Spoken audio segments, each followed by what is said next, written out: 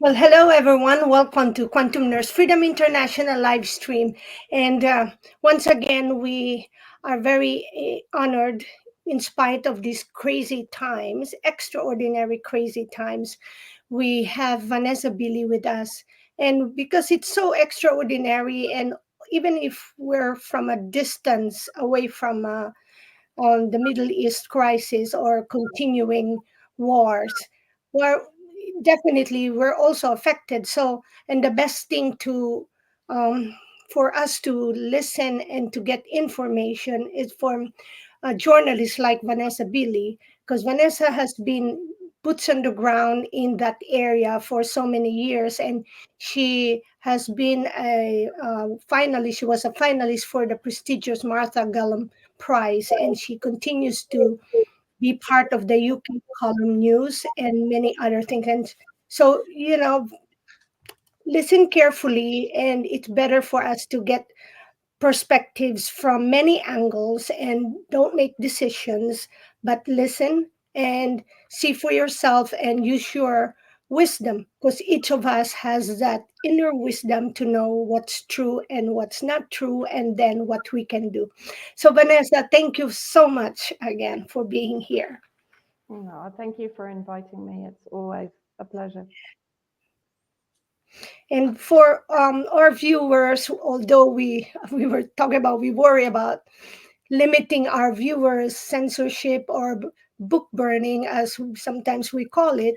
So we among the three of us, we plus of course Vanessa also has all that in media presence. We put it in many different platforms, from BitChute, Rumble, even the non-known unknown platform like ClickView, and then Brighteon. And so you just type in you our names and also the topics, you could find good information. So don't fret if at one point you don't see us in one platform, we'll be in another platform, because that's human human intention and motivation is to find a way to be free.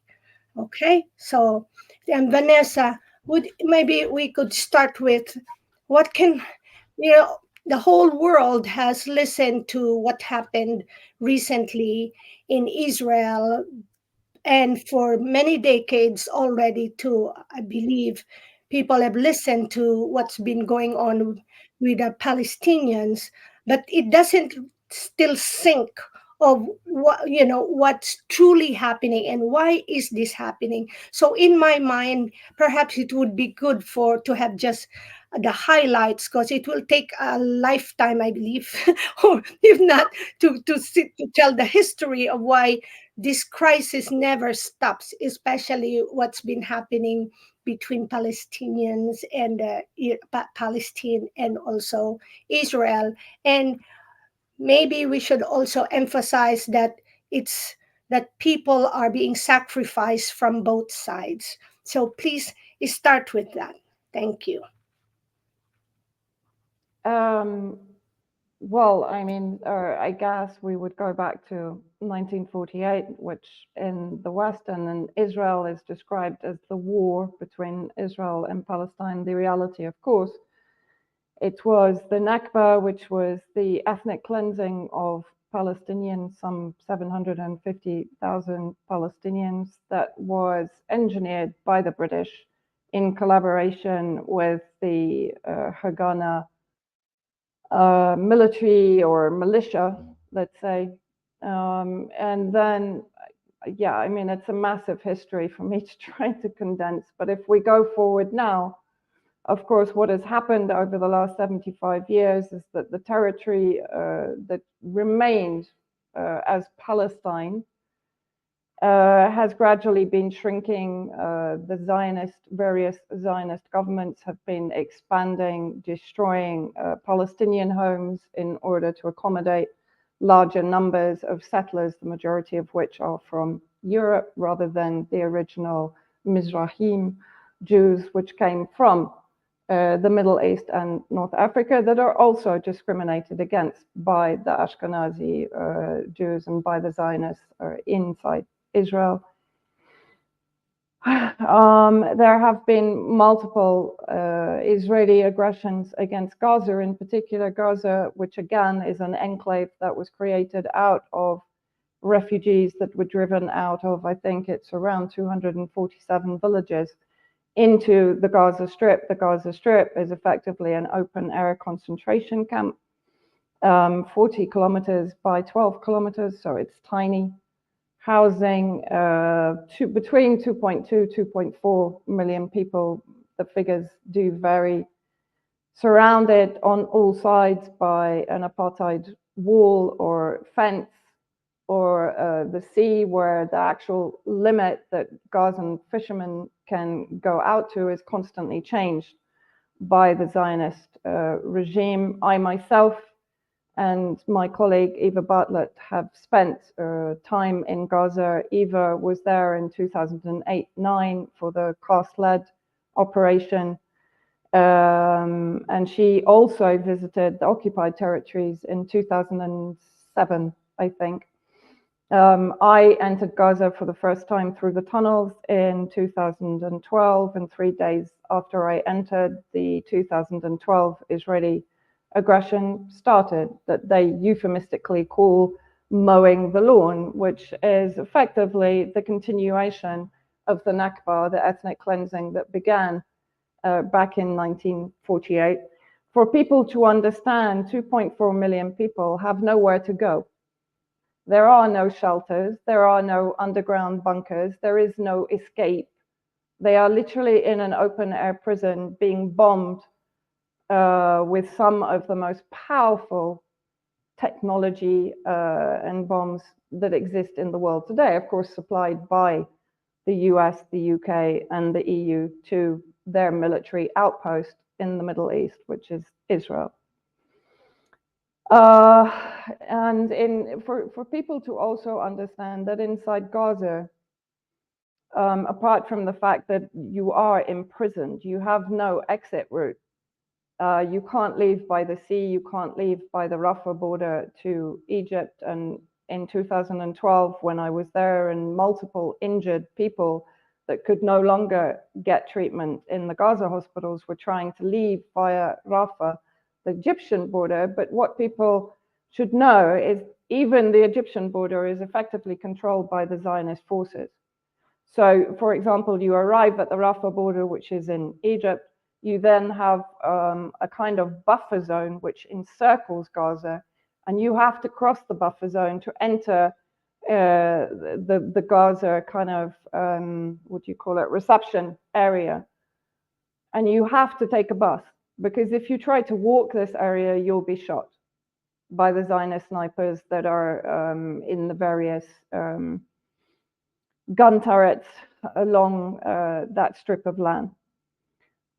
Equally, inside Gaza Strip, on the areas where there is an actual wall rather than fencing, you have automatic gun turrets. I've myself experienced this when we went to protest at Beit Hanun in the northeast. Now, those automatic gun turrets are set to fire on Palestinians. It can be children, it can be farmers, if they cross a certain distance. But that distance is constantly changed. So some days it can be 2 meters, some days it can be 3 meters, some days it can be 6 meters. Palestinians are never informed. So quite often, children, for example, will assume it's still 2 meters, and they will cross and they will get shot. Just for people to have an idea of what life is like inside Gaza. In 2018, Gazans decided to peacefully protest the Great March of Return.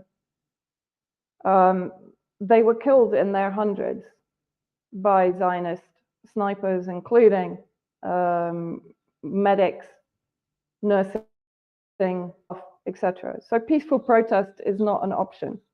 It doesn't make any difference. They will still get shot. They will still get targeted. And then after 2012, there was the aggression of 2014, which effectively sent Gaza back to the dark age, in the sense that it destroyed essential infrastructure. And by that, I'm talking sewage treatment, desalination, power plants, electricity. As I said, sewage treatment. When it rains heavily in Gaza, the roads are absolutely flooded with sewage, with human excrement. And that itself pollutes the sea off the coast of Gaza. And as I said, the Zionist regime limits the area to which the fishermen are allowed to enter Gazan waters. The fishermen on a daily basis, I used to wake up almost every day to machine gun fire, to artillery fire from the ships at the fishermen. Often they were kidnapped or arrested summarily. I was sitting in an office during ceasefire. There was a massive explosion out the window, and an Israeli drone had just assassinated a young hospital porter on his way to work. Almost on a daily basis, even in peacetime, Israeli Air Force fly faster than the speed of sound to create sonic booms, which sound like bombs exploding. So this keeps the children in Gaza in a constant state of PTSD. There's a huge rise in ADHD and autism, in all of these brain affecting conditions, because these children live in a constant state of fear and apprehension and the belief that they're about to be attacked. And of course, they often are. Even when I arrived in 2012, there was a 13-year-old boy, Hamid Abu Daga, who was shot outside his house, inside in Khan Yunis, while he was playing football.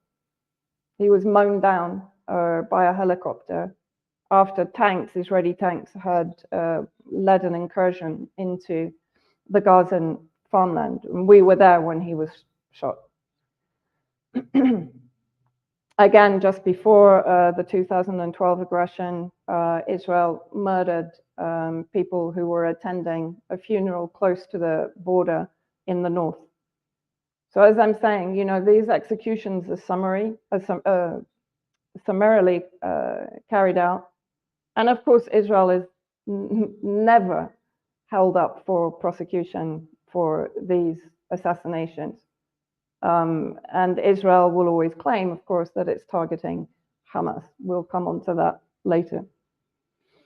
Then, of course, you had the aggression of 2014, and then 2021, and now the most recent 2023. Now, one thing I do want to point out is that for the 2 weeks leading up to Operation Al-Aqsa flood, the media in the West was talking about the provocation that was being carried out against the Palestinians by Netanyahu's extremist far-right government. And yet suddenly when the attack happens, it's unprovoked. And then, of course, in the first 24 hours, what do we get? We get the Zionist media, the Western media running with stories that they almost immediately retracted. Like, for example, the beheading of the 40 babies, the rape of women, and now it appears even the story of Hamas firing indiscriminately on the partygoers is incorrect.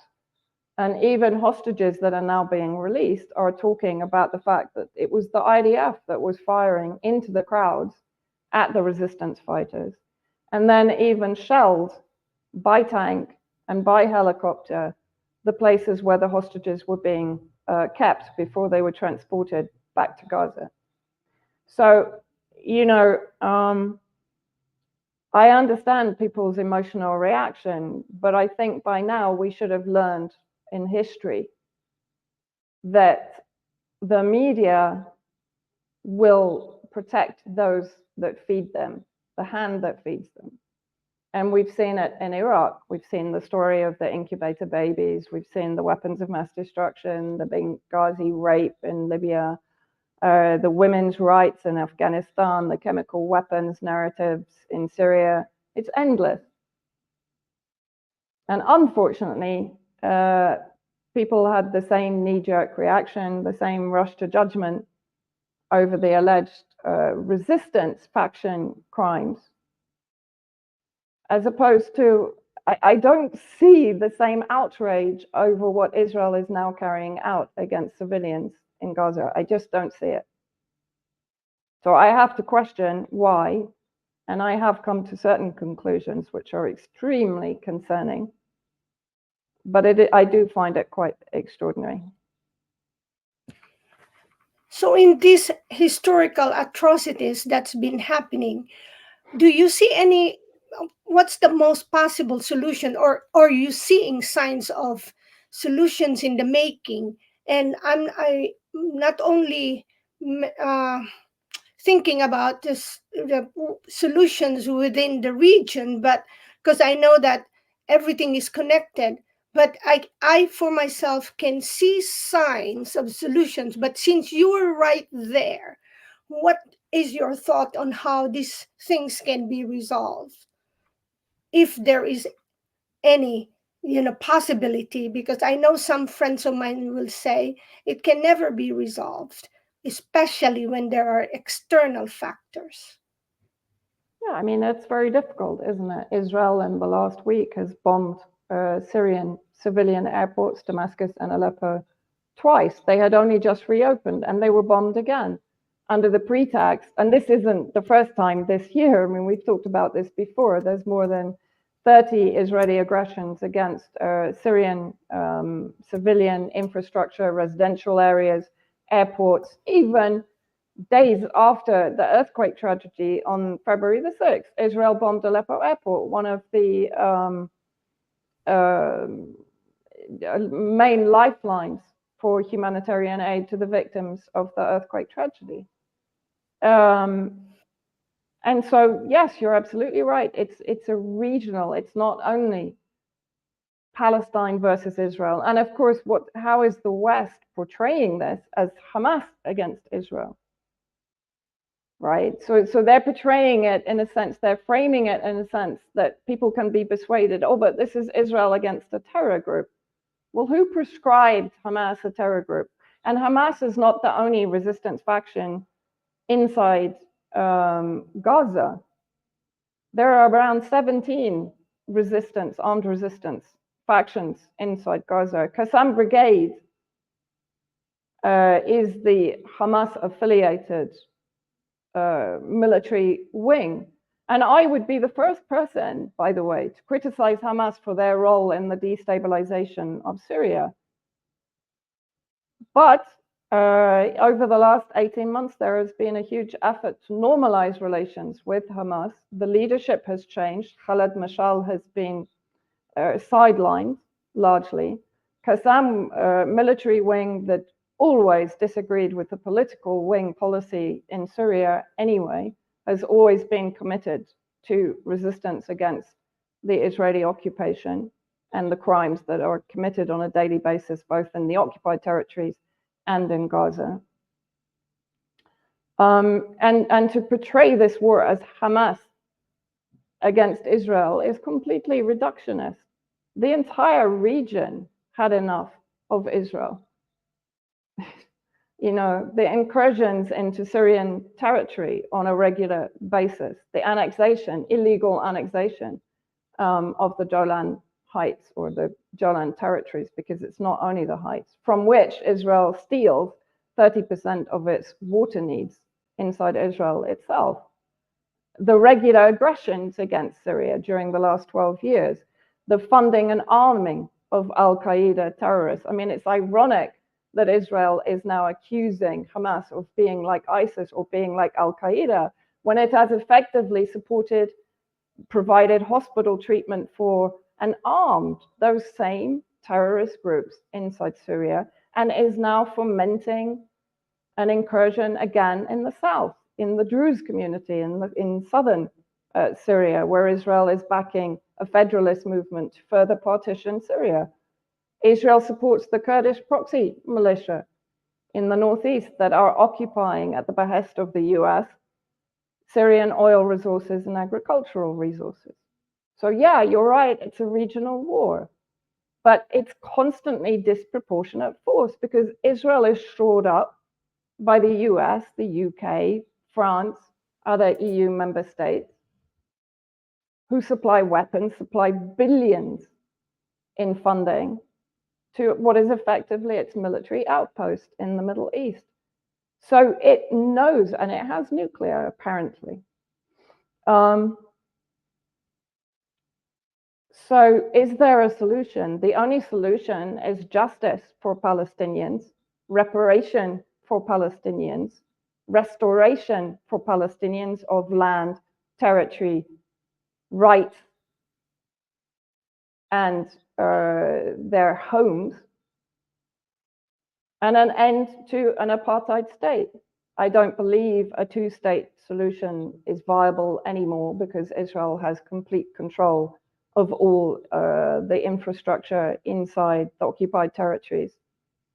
It must be a one state, but with complete equal rights for Palestinians and Israelis. And personally, I don't think it's going to happen until Israel is literally forced to the negotiation table. And that, unfortunately, as with every uprising against an oppressive force, is only going to come through force.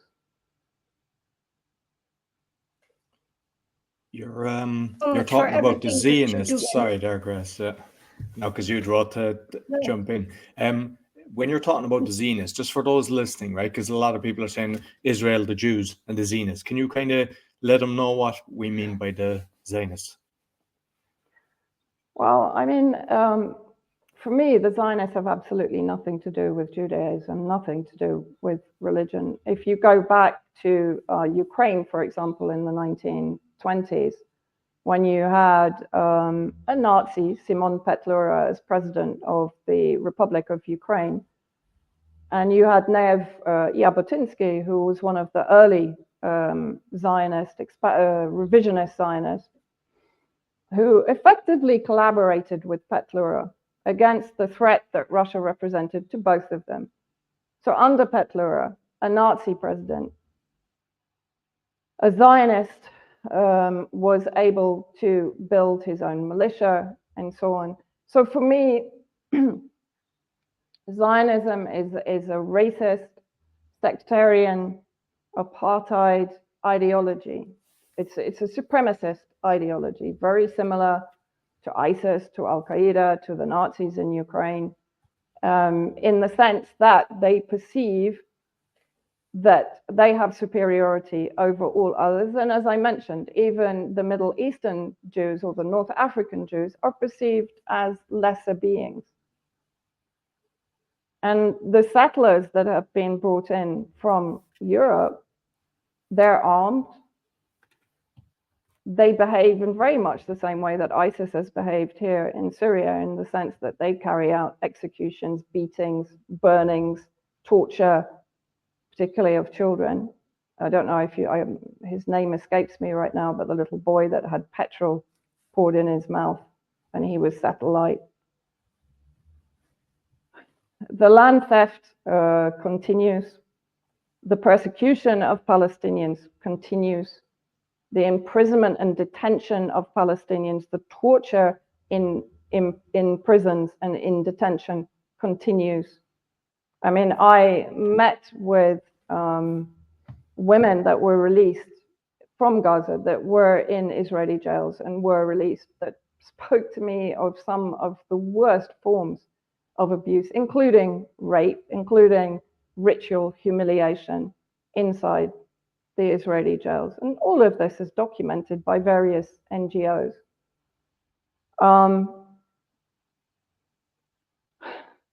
Zionism is an ideology. And as I said, it's a racist ideology. What we're seeing now is the continued extermination of Palestinians, both in the occupied territories and in Gaza. I think we're at over 5,000 dead now in Gaza alone. I don't know how many tens of thousands are injured. Hospitals without electricity, without water, without fuel. People are being operated on without anesthesia, without anesthetic. And what happens? You know, there's There's a British surgeon working in the hospitals in Gaza, and his family is being harassed by the anti-terrorist police in the UK. He's providing a humanitarian service, and his family have already been harassed by the terrorist squad in the UK, as I'm quite well aware of, because I've been equally detained by them for 6 hours at Heathrow. When you look at the media, how they're portraying this and who actually is leading all the different companies. I mean, I've seen graphs recently of all the top countries around the world. Like, we can see who's pulling the strings and why this is all happening. And the sad part is I've even friends that are basically just kind of putting up a picture or whatever. And anybody from Israel are just abusing them and attacking them. And they're just deleting themselves from social media. It's like what you've just said, we all kind of know, but it's like you can't even put it out there now, or you'll be removed as if you're the bad guy. When we know they're being persecuted, they're being destroyed. The fact that they've allowed them to turn off the water, the electricity, when there's children there. I mean, we know NATO is nothing to be trusted. Like, but if in reality, if there was a system that was to protect anybody, that is the time that they should come in and go, hey, this is not allowed. They've even bombed UNRWA, UNWRA buildings and schools. Where, you know, and I think for me, everyone's kind of arguing over who bombed the Baptist hospital. But this is another thing that Israel does regularly. It will kind of raise questions over one crime. And so everybody is arguing over this crime. Meanwhile, what do? They forcibly evacuate people from the north to the south, and then they bomb the convoy. For me, that's an even bigger war crime. You force people from the north to the south, and of course they want people to go to the south. Why? Because there's far fewer hospitals in the south, there's far fewer amenities in the south, and they're close to the exit to the Sinai, where the Israelis basically want to push the Palestinians out of their homes, out of their land, and into the Sinai to live in a refugee camp. And Egypt isn't refusing that out of any goodness of its heart. It's refusing it because it doesn't want 2 million Palestinians on its territory and an excuse for Israel to encroach further into the Sinai territory. Israel has bombed the Rafah crossing, which is the only entry for humanitarian aid.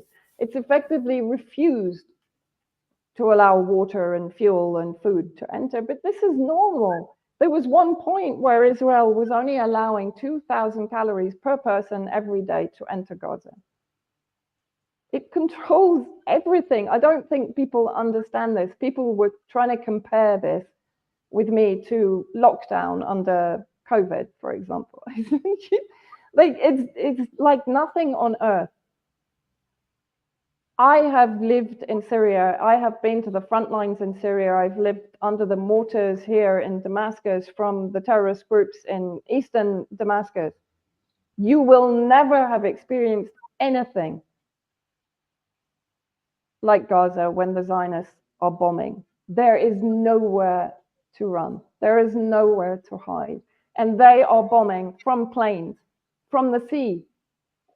Again, a lot of people don't realize this. They have warships off the coast of Gaza, and they're firing shells for 8 hours against all the refugee camps, the most densely populated refugee camps that are on the coastal area of Gaza. You have drones. Every single video you watch right now of Gaza, you will hear this heavy buzzing sound. That's drones. Any one of those drones at any point can kill you. And it's like a swarm of hornets. And somebody said to me, even here, they said, but don't you get used to it? You never get used to it. Why? Because they go up and down. So the sound increases, decreases. When they come down, you lose internet. they bring, like in certain areas where they're bombing, the number of drones increases so the sound increases and they move around. It's a deliberate policy. It's a deliberate psychological warfare policy by the Zionists. So you've got drones, you've got helicopters, you've got tanks, you've got snipers, boats, planes. You've got missiles coming in from almost every single possible outlet. They use bunker bombs. They use bombs that if you're within 2 kilometers of those bombs, you actually feel physically sick because it creates like an imbalance in the body. The waves from the bomb actually disturb your body to the point where you feel car sick. You think you're going to throw up. And that's if it's 2 kilometers away. And what they're using now against Gaza, even people in Gaza are saying to me, we have never, ever received bombs like this. They're enormous. And the damage is unbelievable. It's off the scale. And as I said, while people are arguing over one war crime, they're committing 10 others. So, Vanessa, the whole thing is disgusting to listen to, what's going on there. And so I try to bring things to what's the end goal here? What I was thinking of, if Israel got rid of all the Palestinians, would Israel then be happy? Would it be living in peace? It almost seems to me that this mowing the lawn tells a lot, because if the lawn is a problem, you get rid of the lawn and you put cement in or you put a driveway in. But to mow the lawn is that you keep it alive enough till you come along and cut it down again. Let it grow back, cut it down again. And this is like a horrible psychological torture on a people. Telling them to get out, to leave their houses, and then they have nowhere to go. I mean, that's just... Well, not only that, then bomb them. Say again? You know, then bomb them. Yes. So you've told them to leave their houses. They pile all their belongings and their kids and everything into trucks and buses and so on. And then they bomb the trucks and buses. And then when they call in the paramedics to come and help the buses of people they've just bombed, they bomb the paramedics. This is hate. This is, I mean, you can go deep and you can see it on both sides and all that. But what I'm seeing coming in is that when there's women and children, and they can't escape, they want to avoid the conflict. They want it to start again, and they're not allowed to, but they're systematically have their water and their fuel turned off. That's I just can't get my head around that. It's there's no, what is the end goal in doing this? It's this anger. The other thing I was thinking of is, and I can't really place it, because when you talk about the Jews that were after the Second World War, I mean, well, they were tortured in the concentration camps, but what we have in Israel is not really the Jews. You can't. It's a Zionist philosophy, some of which are Jews. And not all Jews are Zionists, and the Orthodox Jews don't even say this has nothing to do with their religion, and people forget this, and it's to hide behind this anti-Semitic thing, and the whole thing sickens me. I don't know what. The other thing is that we're not allowed. I think Israel passed a law that you can't talk about the Nakba, but at the same time, it passes every law to stop people discussing its crimes. I mean, it's just extraordinary. And but our governments in the West condone this. But the Holocaust, we can't. That's no, you're not allowed to. On the other side, and so you're not allowed to. Talk about that. So, I mean, I have lots of Jewish friends. I know people from Israel, and I don't see this animosity in them. And when you think that Israel, the Jews and the Muslims and the Christians lived in that areas for hundreds of years, if not millennia. Absolutely. And so what changed? The influx. Well, actually, I mean, this is an interesting point because my father, who was probably one of, I mean, it's not a reflection on me, but he was probably one of the most iconic Arabists of his time. He was Middle East advisor to Ernest Bevin post 1947. And he and Bevin, so this was a very small window when actually British Empire was doing something sensible. And my father wrote an entire report saying, we have to stop the settlement of European Jews, the Ashkenazi Jews, to Palestine because it will engender decades of bloodshed in the region. And he and a number of colleagues of his, Anthony Nutting, Patrick Mayhew, Bevin himself, who was hated by the Zionists, received death threats from the Ergen and the Stern terrorist groups, the Israeli terrorist groups, to the point where the British government caved and basically went along with the kind of the Truman doctrine of bringing European settler Jews into Palestine. And what happened? Decades of bloodshed, exactly as my father predicted would happen. And you're absolutely right. Prior to that, I was given a thesis a long time ago, I think, by someone probably of the Mizrahim Jews, which, as I said, were from North Africa and from the Middle East and are very much discriminated against by the Ashkenazi Jews because they're considered kind of, not pure. And he wrote a thesis about, I think it must have been his grandparents' generation, when those Jews were living perfectly peacefully with the Palestinians in the region, where midwives were taking care of each other's babies and so on. And then the British influence came in.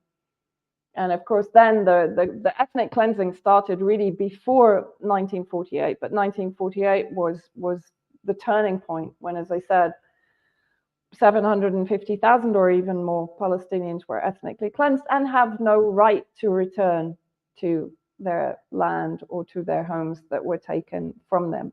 And again, the same disproportionate force because the Haganah were armed and trained by the British effectively. And they were carrying heavy weapons, they had tanks, they had artillery. Again, they poisoned water sources in the region and so on. So they were doing exactly the same thing as they do now. They assassinated community leaders.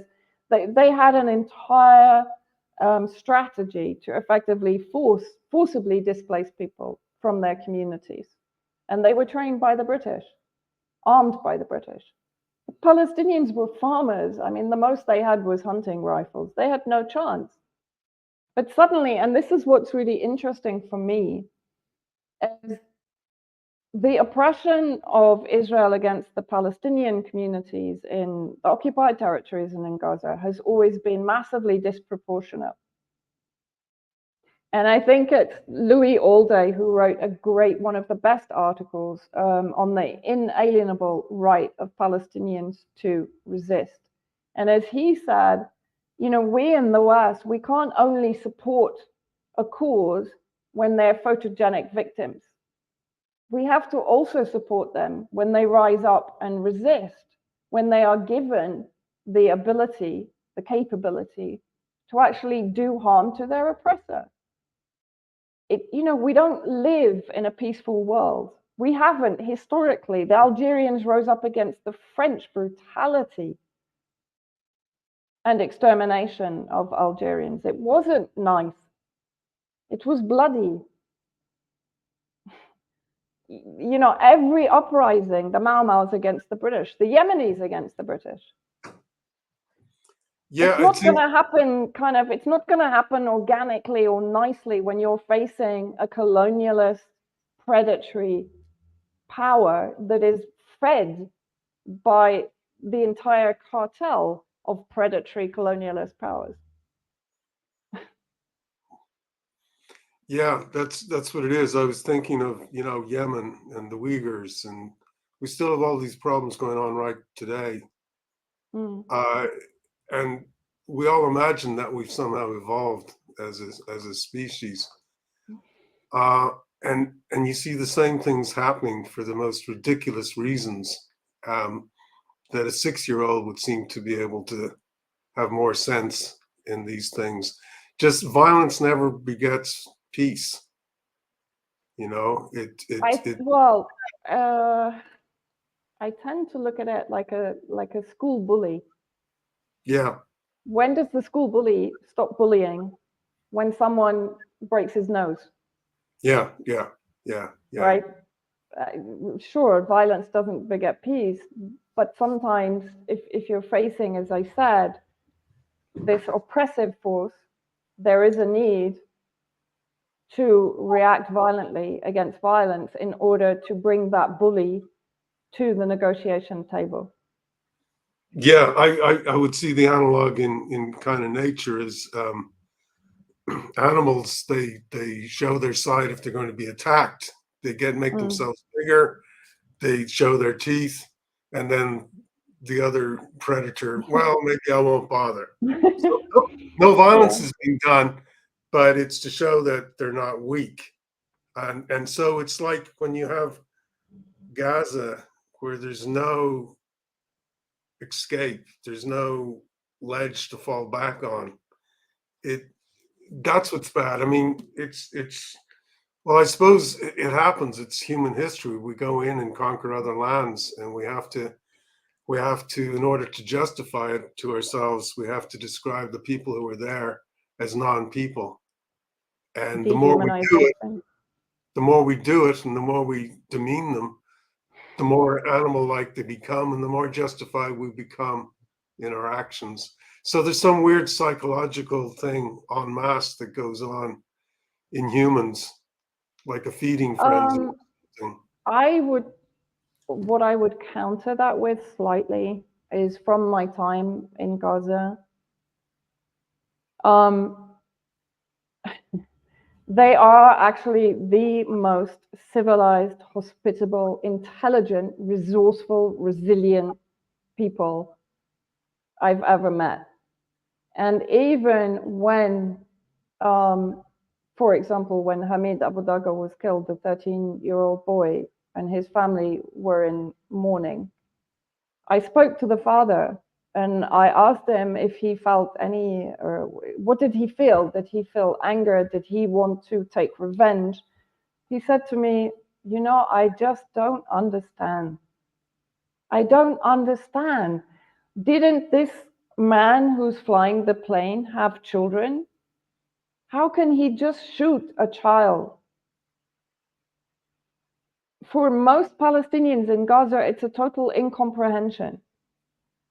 They don't understand this level of inhumanity against them. They don't understand it.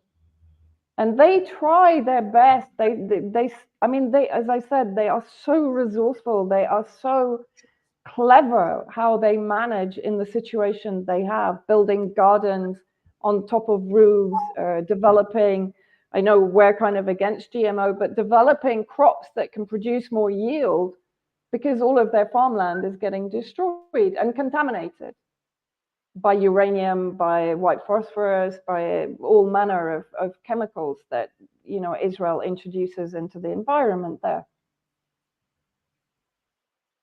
So, for me, what astounded me in Gaza was how these people have maintained their dignity and their humanity despite what is being done to them. So I don't think it always works that when a community is dehumanized, it becomes non-human. I think sometimes what comes out of this, and I've seen it in Syria also in some of the most terrible conditions, suffering some of the worst atrocities here, they become more human. That core of humanity grows stronger because that's all they have left. Yeah, I absolutely, I get that. I suppose it's in the eyes of those who are doing the injustice. They may feel that they are if they can treat them as badly as they are, they must be lesser than we are. I mean, for sure. Yeah. and you're right, because I try to imagine, and what's it like to be a Palestinian? What's it like to be an Israeli, citizen, a Jew living in Israel? All these people, I try to put myself, because I'm thousands of miles away. All my information comes through either books or podcasts or something like that. So I'm trying to understand it, but I also get a feel for things. And it's just just innocent people who have nothing to do with terrorist groups, just want to get along with their life, but they're being thrown into the mill and they have to be punished. Not just them, but their whole family, their lineage, their history.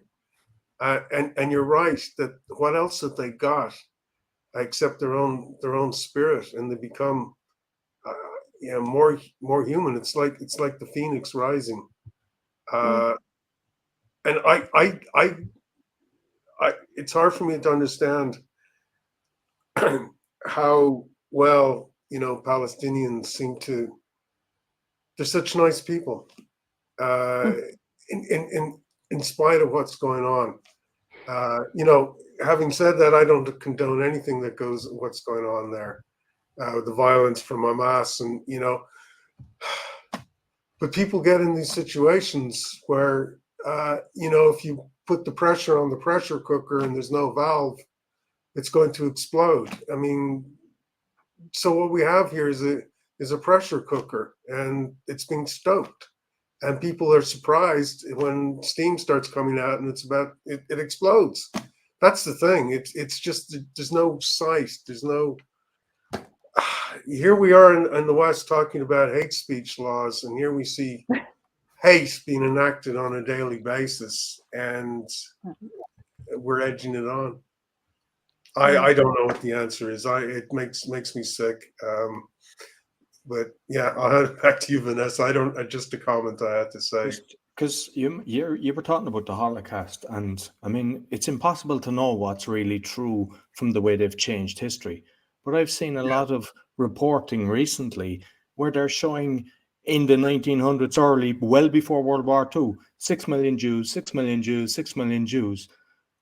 Is this like, did that really happen? I mean, there's some people even saying that their numbers didn't drop. Obviously, there was people in concentration camps. We know that people have gone through it. But if we look at even in Israel, like of what happened with the poison dart, they were like the test species. So it's not as if they're protecting them. It's like this is a big joke, and they're killing both. Who's killing both? As in, like, both the Israelis are getting killed as well, and it's like the whole situation is so weird, because even like prior to what's happening now, when they were doing the poison dart, like they were getting 3 and 4 doses of it. I believe it's like 90% of the population there were jabbed up to the hilt, and they had the worst cases of deaths. So it's not as if they're protecting their own. It's like, they've got these evil, like if you look at Carol is talking about how can people do this. It's like, I think they're brought in, they're trained, that they don't have empathy, because how can a soldier kill a child? How can anyone do this? And even if we look at kind of say what's going on at the moment with Ireland, England, and I assume the rest of Europe, where they're bringing in all these military men, everybody's freaking out. If they brought in the children and the women that are being destroyed, not one person would actually stop that. They would actually open their doors like the Polish opened their doors to the Ukrainians. But everything is just yin and yang, is totally opposite to what should be happening. Yeah, and I think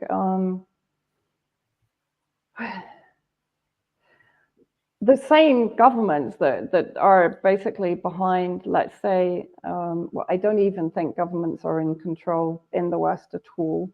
I mean, if we look at the caliber of leadership we now have in the West, I mean, it's just horrifyingly bad, right?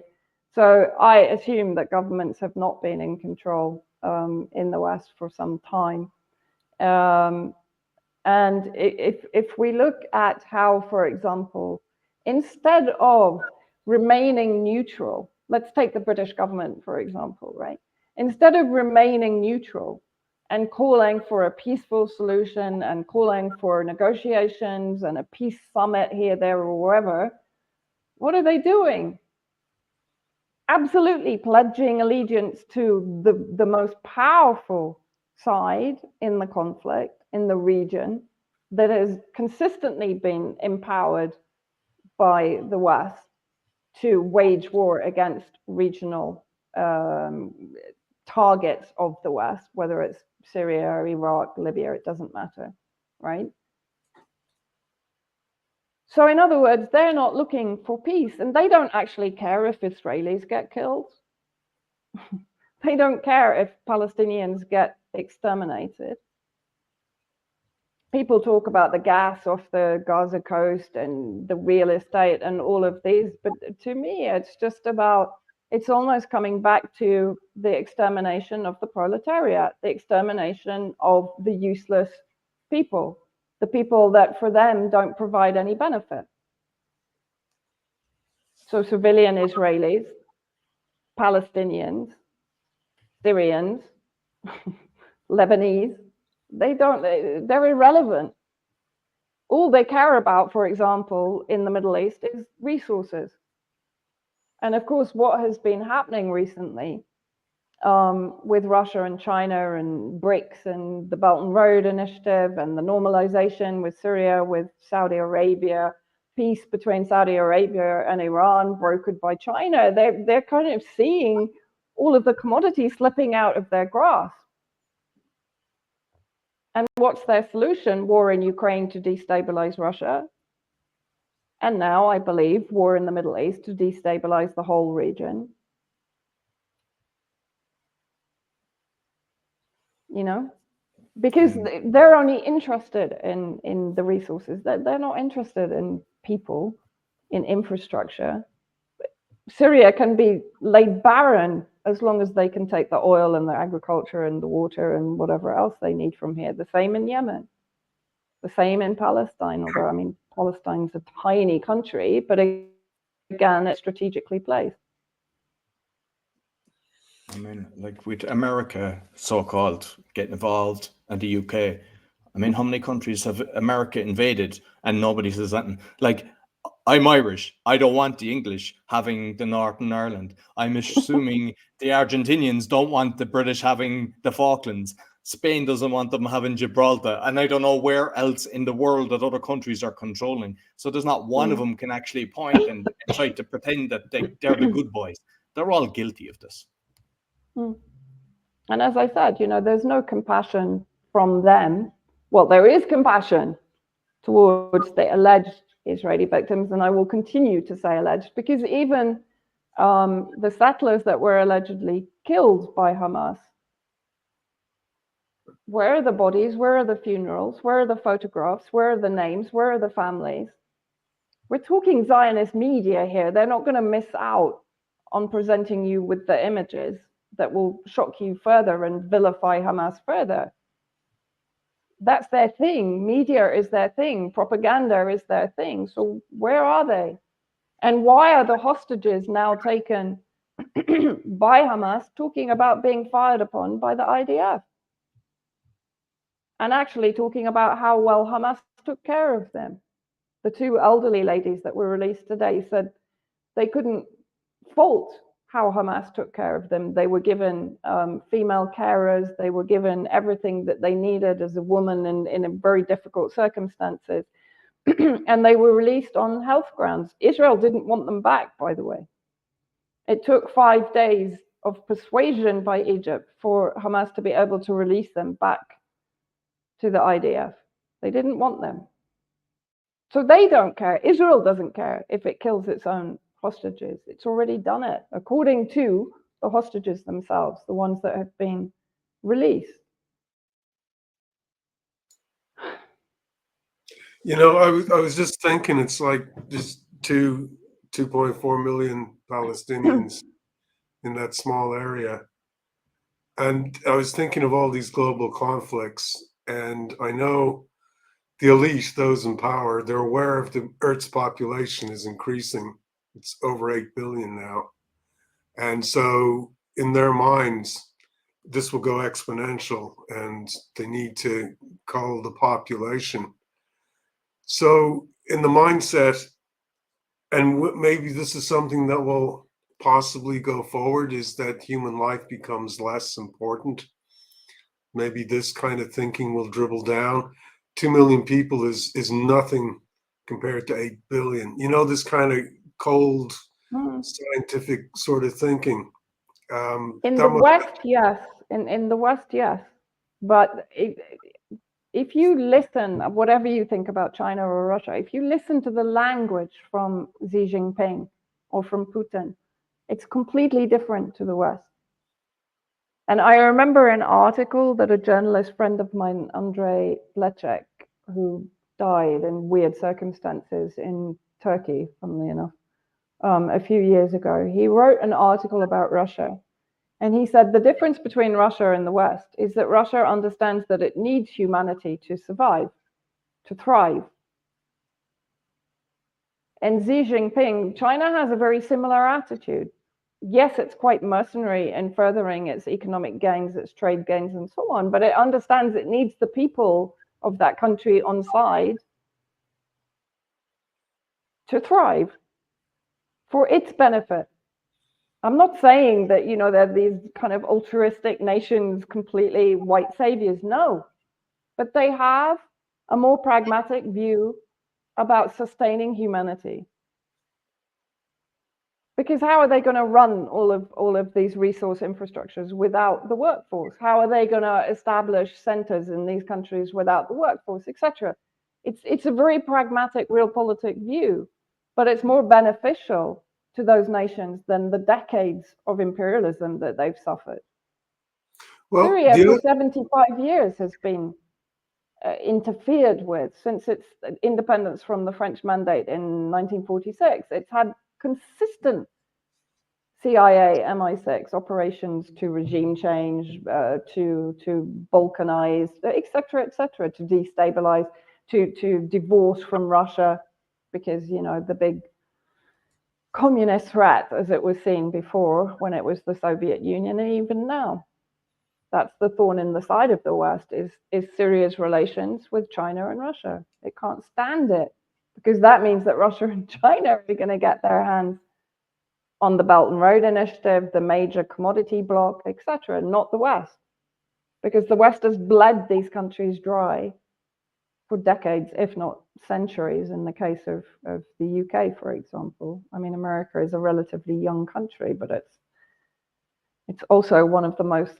aggressive and violent in history.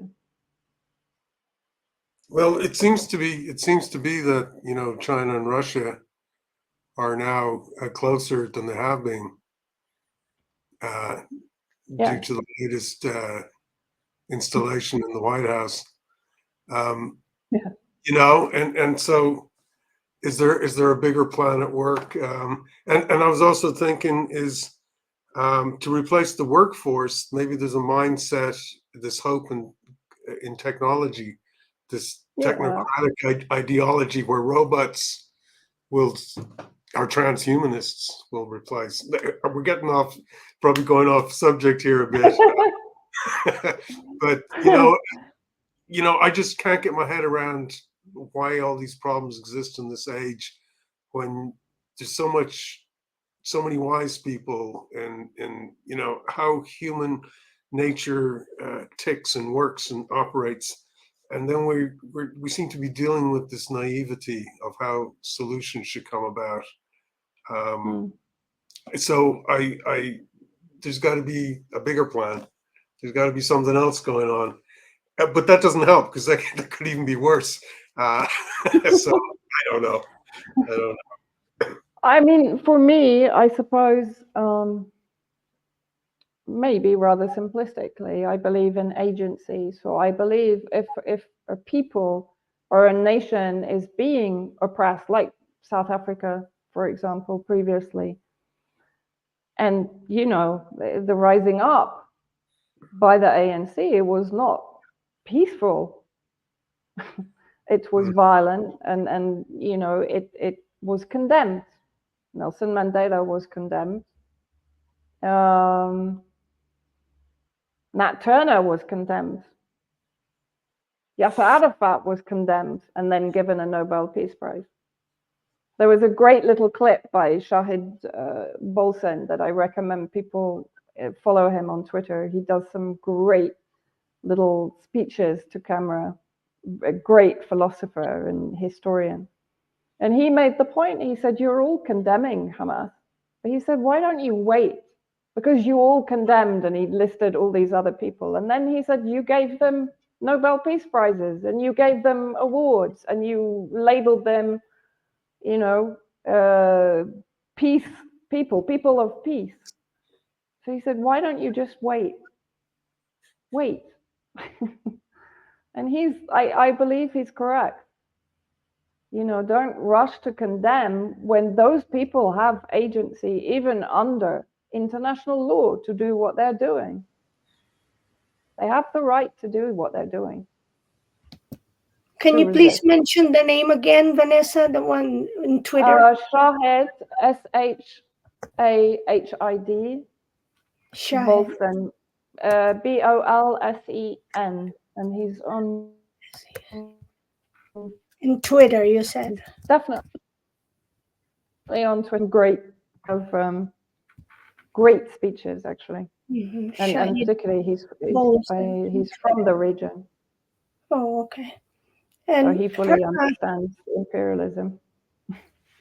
And maybe we could end, Vanessa, by you please describe to us, please, what's the sentiment or what's the feeling of the neighboring nations around, you know, please.